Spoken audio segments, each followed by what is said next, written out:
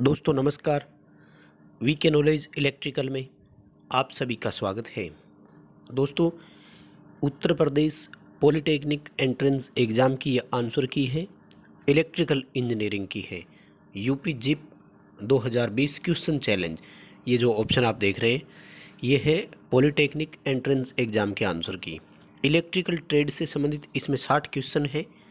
हालांकि साइंस और मैथ से रिलेटेड क्वेश्चन भी इसमें है पूरे पेपर में, बट हम आज की इस वीडियो में 60 क्वेश्चन इलेक्ट्रिकल ट्रेड थ्योरी से संबंधित जो है उन पर बात करने वाले हैं।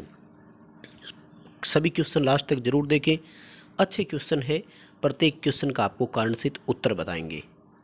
यदि आप कंपटीशन एग्ज़ाम की तैयारी करते हैं तो इस वीडियो को ज़रूर देखें, क्योंकि आपको 60 क्वेश्चन सीखने को ज़रूर मिलेंगे और कुछ नए क्वेश्चन भी आपको सीखने को मिलेंगे। दोस्तों, ये एग्ज़ाम हुआ था अभी 15 सितंबर 2020 को, इवनिंग शिफ्ट में जो हुआ वो वाला पेपर है ये ग्रुप K2 इलेक्ट्रिकल इंजीनियरिंग का। तो आइए दोस्तों, क्वेश्चन से शुरू करते हैं। काफ़ी इजी क्वेश्चन भी है और क्वेश्चन हिंदी इंग्लिश दोनों में है, तो आप इजीली इसको समझ सकते हैं। क्वेश्चन नंबर 1 कह रहे हैं कि हाउस वायरिंग के जो कनेक्शन है वो कैसे होते हैं। बिल्कुल, आप सभी जानते हैं समांतर क्रम में होते हैं। नेक्स्ट क्वेश्चन कह रहा है कि यदि किसी तार की लंबाई बढ़ा दी जाए तो उसके प्रतिरोध के मान पर क्या फर्क पड़ेगा। रेजिस्टेंस लंबाई के समानुपाती है, रेजिस्टेंस अधिक हो जाएगा यानी उसका रेजिस्टेंस बढ़ जाएगा। सिंपल क्वेश्चन है। नेक्स्ट क्वेश्चन कह रहा है कि ऐसे पदार्थ जिनमें मुक्त इलेक्ट्रॉनों की संख्या अधिक हो वो क्या कहलाते हैं। तो मुक्त इलेक्ट्रॉनों की अधिकता वाले चालक पदार्थों को चालक कहा जाता है, और जिनमें मुक्त इलेक्ट्रॉनों की कमी हो उसको हम अचालक बोलते हैं। और अर्धचालक में तो 4 मुक्त इलेक्ट्रॉन यानी सेमीकंडक्टर जो है उसमें फ्री इलेक्ट्रॉन की संख्या 4 होती है। नेक्स्ट पूछ रहे हैं कि एन टाइप पदार्थ जो है डोपिंग किया हुआ, उसमें मेजॉरिटी कैरियर कौन होते हैं। तो एन टाइप में मेजॉरिटी के रूप में होते हैं फ्री इलेक्ट्रॉन, माइनॉरिटी के रूप में होते हैं होल। वहीं अगर पी टाइप की बात करें तो पी में मेजॉरिटी होती है होल की, माइनॉरिटी होती है इलेक्ट्रॉन की। मेजॉरिटी कैरियर का मतलब है अधिक संख्या में कौन होता है। और एन टाइप पदार्थ के लिए हम 5 संयोजकता वाले मटेरियल की डोपिंग करवाते हैं। नेक्स्ट क्वेश्चन पूछ रहे हैं कि कौन सी सिंगल फेज मोटर अच्छे पावर फैक्टर के साथ रनिंग करेगी, यानी रनिंग के समय पावर फैक्टर सबसे अधिक किसका होगा। तो कैपेसिटर रन मोटर का ही होगा, क्योंकि इसको परमानेंट कैपेसिटर मोटर भी हम बोल सकते हैं, क्योंकि इस मोटर में कैपेसिटर स्थायी रूप से स्टार्टिंग वाइंडिंग के सीरीज में लगा रहता है, यानी वो पहले भी होता है और बाद में भी। तो एक वाइंडिंग जो स्टार्टिंग वाली है उसमें करंट कंपैरेटिवली लीडिंग फ्लो होती है, तो तुलनात्मक रूप से इस मोटर का पावर फैक्टर बाकी मोटरों की अपेक्षा बेटर होता है। अगला क्वेश्चन पूछा ठोस कोण की इकाई, सॉलिड एंगल जो होता है उसकी यूनिट। बहुत अच्छा क्वेश्चन है, हम पहले भी कर चुके थे। स्ट्रेडियन होता है, और प्लेन एंगल जो होती है उसकी रेडियन होती है। कैंडला जो है ये ल्यूमिनस इंटेंसिटी प्रदीप्ति तीव्रता की होती है, और डिग्री जो है ये अपने सीधे सीधे कोण की होती है, डिग्री एंगल जो होते हैं। और नेक्स्ट अपना क्वेश्चन है कि एक नियत वेग से, जो वेग है वो v है, और एक समान चुंबकीय क्षेत्र यानी यूनिफॉर्म मैग्नेटिक फील्ड है b, उसमें एक चालक चुंबकीय बल रेखाओं के समांतर गति करता है। दोस्तों, इस तरह के क्वेश्चन को अभी मैग्नेट वाले चैप्टर में मैंने न्यूमेरिकल टेस्ट लिया था तो उसमें मैंने भी दिया था।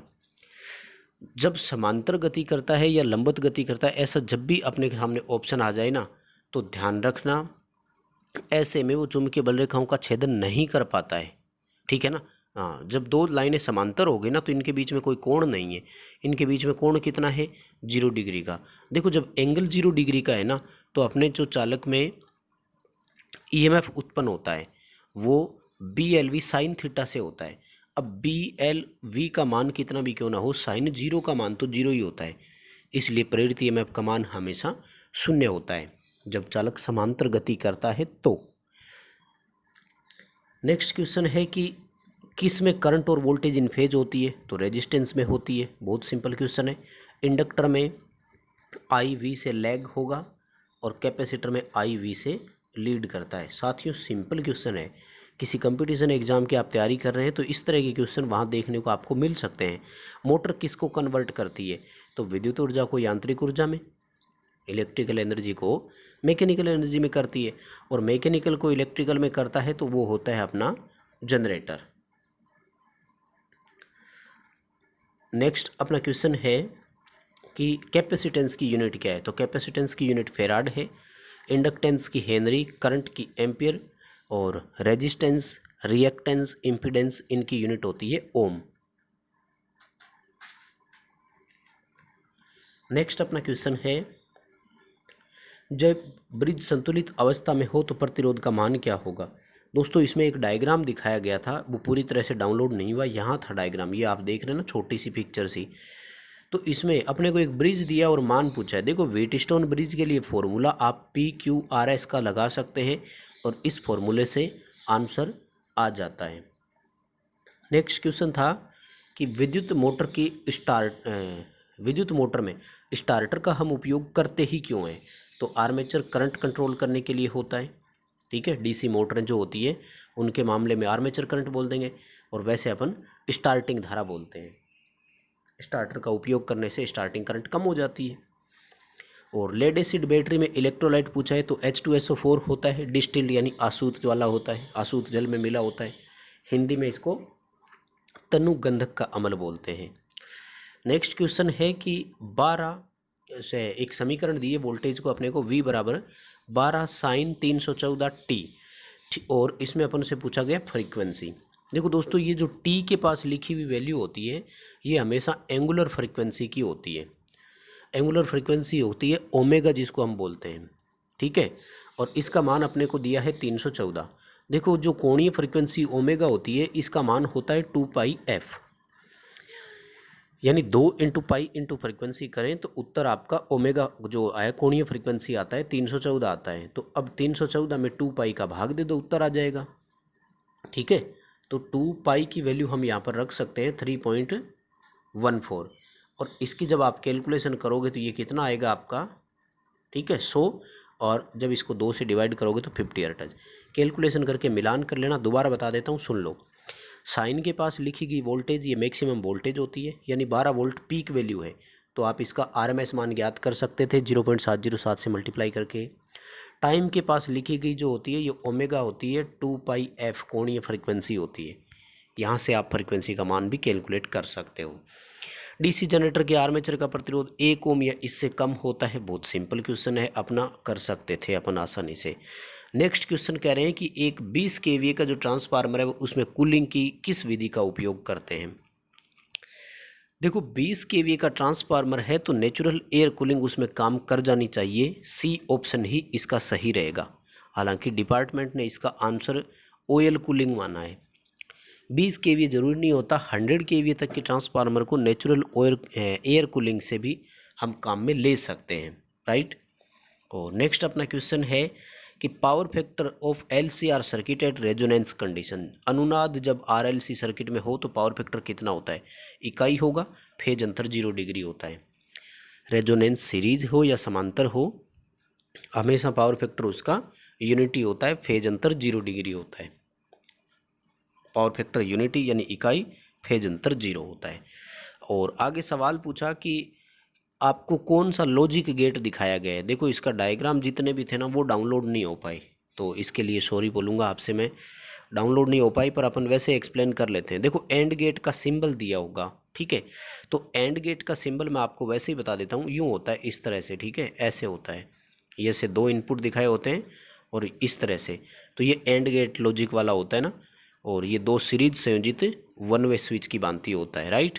यानी इसमें A और B दोनों जब 1 1 हो तो ही इसमें आउटपुट Y जो है वो 1 होता है, अदरवाइज 0 ही रहता है। आगे क्वेश्चन पूछ रहे हैं कि किस पदार्थ में धारा प्रवाहित नहीं होती। वेरी गुड, बहुत अच्छा क्वेश्चन है। अचालक में नहीं प्रवाहित होती कभी भी, चालक, सेमीकंडक्टर और लोहा इनमें प्रवाहित होती है।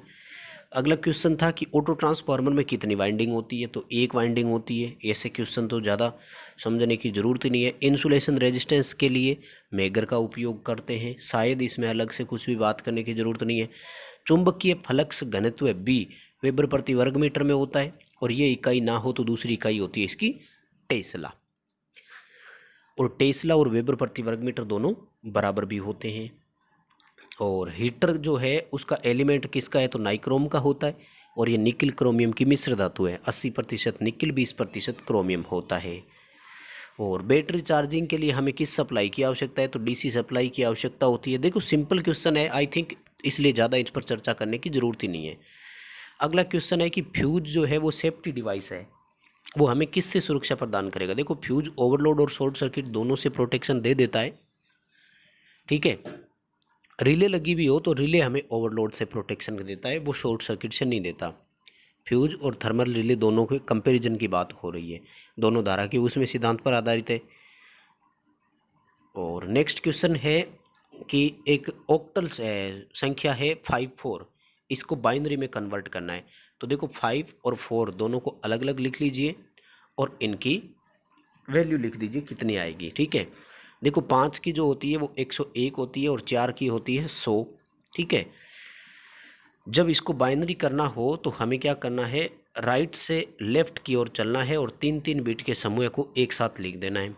तो 101 और 100 यही आएगा, सिंपल क्वेश्चन था, ठीक है। क्वेश्चन का आंसर ए हो जाएगा 101 100। बाइनरी ऑक्टल को बाइनरी में चेंज करवा रहा है। अगला क्वेश्चन पूछ रहा है कि 220 वोल्ट सप्लाई है और 4 एम्पियर की धारा लेता है, तो हीटर का प्रतिरोध बताइए कितना है। तो R बराबर V बटे आई हो जाएगा, 220 बटे 4 करेंगे तो 55 ओम रेजिस्टेंस आ जाएगा। आई थिंक बहुत सिंपल क्वेश्चन है। और अगला क्वेश्चन है कि हाफ वेव रेक्टिफायर में औसत DC का मान कितना होता है। अब देखो इन्होंने तो नहीं दिखाया, ठीक है। आई थिंक इन्होंने फॉर्मूले को एज ए पिक्चर लिखा होगा, तो अपन फॉर्मूले की बात कर लेते हैं। हाफ वेव अगर हो तो उसमें औसत DC 0.318 इंटू पीक होती है, ये ध्यान रखना, ठीक है। फुल वेव में 0.636 या 637 होती है, हाफ वेव में 0.318 होती है, तो वो ऑप्शन आप कर सकते थे, ठीक है। आगे पूछा कि वैल्यू ऑफ, है ना, किसकी वैल्यू है, यहाँ एक डायग्राम दिया था और उसकी वैल्यू पूछी थी। देखो तो अगर बात करें धारा के लिए तो 3 × 10⁸ मीटर प्रति सेकंड होता है, और सेंटीमीटर की बात करें तो फिर वो 3 × 10⁻10 सेंटीमीटर प्रति सेकंड हो जाएगा, ठीक है। और नेक्स्ट अपना क्वेश्चन था कि यदि R1 R2 R3 समांतर में जुड़े हो तो कुल प्रतिरोध क्या होगा। तो 1/RT बराबर 1/R1 plus 1/R2 plus 1/R3। Simple question है, आपको याद है, आप कर सकते थे। नेक्स्ट क्वेश्चन पूछा गया कि जो पीक वैल्यू है धारा की वो 5 × √2 है, तो इसका RMS मान बताइए कितना है। देखो दो तरीके होते हैं, एक तरीका तो ये है कि इस पीक वैल्यू में भी आप पीक फैक्टर 1.414 का भाग दे दो, या फिर इसको 0.707 से मल्टीप्लाई कर दो, एक ही बात है, दोनों से उत्तर बराबर ही आएगा। ये डिपेंड करता है कैलकुलेशन ईजी कब होती है। अब देखो √2 से भाग देना ईजी था, इसलिए हम भाग दे देंगे, 5 एम्पियर उत्तर आ जाएगा। हम चाहते तो इसमें √2 वाले को 0.707 से मल्टीप्लाई भी कर सकते थे, तब भी उत्तर आ जाता। और अगला क्वेश्चन कह रहा है कि कौन सा चालक नहीं है, तो PVC चालक नहीं है, जबकि सिल्वर, एल्यूमिनियम और कॉपर ये तो चालक है। इतना इजी क्वेश्चन, आपको टाइम लगाने की इसमें ज़रूरत नहीं है। भारत में घरेलू सप्लाई की फ्रीक्वेंसी पूछी है तो 50 हर्ट्ज, नो डाउट, इसमें भी कहीं कोई दिक्कत नहीं है। 25 ओम रेजिस्टेंस है, 200 वोल्ट सप्लाई है, पावर का मान पूछा है तो V²/R हो जाएगा, 200 × 200 और इसमें भाग देना है 25 का, तो ये आएगा 1600 वाट। कैलकुलेशन करें और मिलान करते रहना, सिंपल क्वेश्चन है। फ्यूज धारा के उसमें सिद्धांत पर आधारित है, ये भी आसान क्वेश्चन था, कहीं कोई दिक्कत नहीं होगी। एक डायग्राम दिया था और उसमें A और B सिरों के बीच में टोटल कैपेसिटेंस पूछा है। अब देखो कुल कैपेसिटेंस कैसा है हमें इसका नहीं पता, लेकिन मैं आपको डायग्राम वैसे ही बता देता हूँ। श्रेणी समांतर का भी अगर होगा तो भी हम कर सकते हैं, ठीक है। A और C के बीच में, देखो A और C के बीच में ये आपका इस तरह से भी बना हुआ हो सकता था, ठीक है ना। ये पॉइंट मेरे हिसाब से इस तरह से एंगल में A और C के बीच में कैपेसिटेंस सबसे ज़्यादा आता है। तो पहले ये दोनों श्रेणी क्रम में आएंगे और घट जाएगा, फिर ये समांतर में आएंगे और इनकी कैपेसिटी बढ़ जाएगी, ठीक है। कैसे, अपन एग्जांपल लेते हैं। मान लीजिए कि ये दोनों 4-4 माइक्रोफेरेड के हैं, ठीक है, तो इन दोनों का 2 माइक्रोफेरेड आएगा, और ये 2 फेरेड का अगर होता तो 2 और 2 4 माइक्रोफेरेड का उत्तर हो जाता। इस तरह से भी कर सकते हो। 240 वोल्ट सप्लाई पर 40 ओम का प्रतिरोध जुड़ा हुआ है, धारा कितनी होगी। देखो सेम क्वेश्चन है, एक तरह से रिपीट ही हो गया, ठीक है। तो I बराबर V/R करना है, 240 है और रेजिस्टेंस 40 का है, ठीक है, तो 6 एम्पियर करंट आएगा, ठीक है, सिंपल क्वेश्चन है। और एम्पियर मीटर का रेजिस्टेंस पूछा है। देखो साधारण एम्पियर मीटर का लो होता है, अगर क्वेश्चन होता रेजिस्टेंस ऑफ आइडियल एमीटर तब जीरो आता। इसी तरह से वोल्ट मीटर का वेरी हाई और आइडियल वोल्ट मीटर होता तो इनफाइनाइट यानी अनंत। क्वेश्चन कह रहे हैं ताप बढ़ने पर चालकों का प्रतिरोध, जो चालकों में ताप के साथ जो संबंध है वो पीटीसी होता है, पॉजिटिव टेम्परेचर कोफिशिएंट। ताप बढ़ने से बढ़ता है, ताप घटने से घटता है। दिए गए चित्र में धारा का मान पूछा है। अब कौन सा डायग्राम था इस पे तो डिपेंड करेगा डायग्राम कैसा था। और दिए गए चित्र में V0 का मान ज्ञात कीजिए, तो ये भी डाउनलोड नहीं हो पाया। और दोलन वाले परिपथ में LC की फ्रीक्वेंसी कितनी है, इसका भी डायग्राम नहीं हो पाया, है ना। देखिए नेक्स्ट, ट्रांजिस्टर के किस भाग में सबसे अधिक डोपिंग होती है। हाईएस्ट डोपिंग एमीटर की होती है, सबसे कम बेस की होती है। भौतिक रूप से अगर मैं बात करूं तो कलेक्टर बड़ा होता है, बेस सबसे पतला होता है, ठीक है। और कह रहे हैं कि किस तरह का सिंबल दिखाया है, LED का सिंबल दिया हुआ है, तो आई थिंक ये तो आप सबको याद ही होगा, ठीक है। ऐसे प्रकाश बाहर की ओर आना चाहिए, डायोड होगा और उसमें लाइट बाहर की ओर आ रही होगी। वोल्ट मीटर परिपथ में कैसे लगता है, तो समांतर क्रम में लगता है, इसमें भी कोई डाउट नहीं है। स्टेप अप ट्रांसफार्मर किसको बढ़ाता है, तो वोल्टेज को बढ़ाता है, करंट को कम करता है। नेक्स्ट क्वेश्चन पूछ रहे हैं कि अर्धचालकों में धारा कब चलती है, होल और मुक्त इलेक्ट्रॉन दोनों के कारण चलती है। होल और मुक्त इलेक्ट्रॉन दोनों धारा चालन के लिए उत्तरदायी होते हैं। और अगला क्वेश्चन कह रहा है कि किसी भी ट्रांसफार्मर में कौन सा इसमें से संभव नहीं है। देखो ट्रांसफार्मर में एडी करंट होता है, लॉसेज बोलते हैं इनको अपन। अल्टरनेटिंग करंट, AC सप्लाई तो देते ही है जिससे ये ऑपरेट होता है। और इंड्यूस करंट यानी प्रेरित धारा जिसको बोलते हैं वो भी वाइंडिंग में होती है। डायरेक्ट करंट संभव नहीं है, जिसको हम दिष्ट धारा बोलते हैं, क्योंकि DC देने से ट्रांसफार्मर की वाइंडिंग जल जाएगी, ये एक रिस्क होती है। अगला क्वेश्चन कह रहा है कि 100, ये शायद आई थिंक माइक्रोफेरेड है, क्योंकि इसके पास में देखो छोटी सी जगह लिखी हुई है। और 100 वोल्ट पर हमने इसको चार्ज किया, तो बताइए कैपेसिटर में संचित ऊर्जा का मान कितना है। देखो कैपेसिटर में ऊर्जा के लिए फॉर्मूला होता है ½ CV², ठीक है, कैपेसिटी इंटू वोल्टेज का स्क्वायर, 1/2 करना था, तो 1/2 इंटू 100। अब ये माइक्रोफेरेड अपन मानकर चलें तो माइनस की 6 होगा, और फिर 100 इंटू 100, ठीक है। तो देखो 2 2 4 और 2 6, इससे ये कट जाएगा। 1/2 का मतलब होता है 0.5 जूल। तो ये देखो इस 100 के पास है ना, यहाँ फेरेड के पास छोटा सा एक पिक्चर है, तो वो माइक्रो ही होगा, क्योंकि ऑप्शन इन्होंने सही 0.5 को माना है, तो उसी से अपन सोच रहे हैं। और नेक्स्ट क्वेश्चन है कि निम्न में से कौन सी तरंग विद्युत चुंबकीय तरंग नहीं है, ठीक है।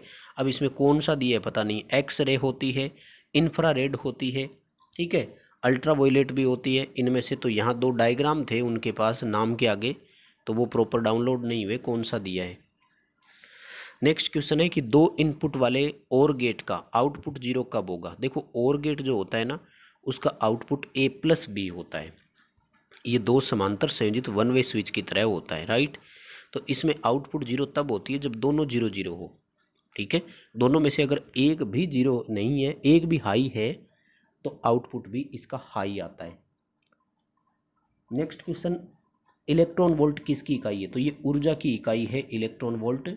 और अर्धचालकों में इसको अपन फॉरबिडन एनर्जी के नाम से जानते हैं, जैसे जर्मेनियम की 0.72 इलेक्ट्रॉन वोल्ट और सिलिकॉन की 1.12 इलेक्ट्रॉन वोल्ट। नेक्स्ट क्वेश्चन है ड्राई सेल, शुष्क सेल की वोल्टेज तो 1.5 वोल्ट होती है, आप सबने कर दिया होगा। ट्रांसफार्मर की कोर वैसे तो सिलिकॉन स्टील की होती है, लेकिन सिलिकॉन स्टील अगर ऑप्शन में नहीं हो तो दूसरा ऑप्शन होता है नरम लोहा, ठीक है ना, सॉफ्ट आयरन यानी नरम लोहे की बनती है। और इसको अपन वैसे कोल्ड रोल्ड ग्रेन ओरिएंटेड भी बोलते हैं। यानी कई तरह के ऑप्शन है, जो भी आपके सामने आ जाए। 1 मेगा ओम किसके बराबर है, 10⁻6 के बराबर है। माइक्रो जो है वो 10⁻⁻6 के बराबर है, ठीक है। नेक्स्ट क्वेश्चन है कि छत पंखे में किस प्रकार की मोटर है। परमानेंट कैपेसिटर मोटर होती है, स्थायी कैपेसिटर मोटर बोलते हैं। स्टार्टिंग वाइंडिंग के सीरीज में कैपेसिटर लगातार संयोजित रहता है। सिलिकॉन का बैरियर पोटेंशियल 0.7 वोल्ट होता है वैसे तो, अब ऑप्शन ही नहीं दिया, ऑप्शन 0.6 वोल्ट का है, तो अपने इसी को सही मानेंगे। नेक्स्ट क्वेश्चन है कि तार का प्रतिरोध 500 ओम है, तो इसकी चालकता कितनी होगी। देखो कंडक्टेंस ज्ञात करना है G, तो G बराबर होता है 1/R। तो 1/500 हो गई। हल करोगे तो उत्तर आएगा 0.002 महो या साइमन। अगला क्वेश्चन है कि प्रत्यावर्ती धारा परिपथ में लगे कैपेसिटर का रिएक्टेंस 10 ओम है। यदि धारा की फ्रीक्वेंसी को हम दोगुना कर दें तो रिएक्टेंस क्या होगा। देखो कैपेसिटर का कैपेसिटिव रिएक्टेंस फ्रीक्वेंसी के व्युत्क्रमानुपाती है। फ्रीक्वेंसी दोगुना करेंगे तो रिएक्टेंस घट करके 5 ओम हो जाएगा, यानी आधा हो जाएगा। नेक्स्ट क्वेश्चन कह रहा है कि ओम मीटर में 0 पाठ्यांक किस ओर होता है। देखो ओम मीटर का स्केल जो होता है ना वो अनंत से शून्य की ओर होता है, यूं होता है, ठीक है।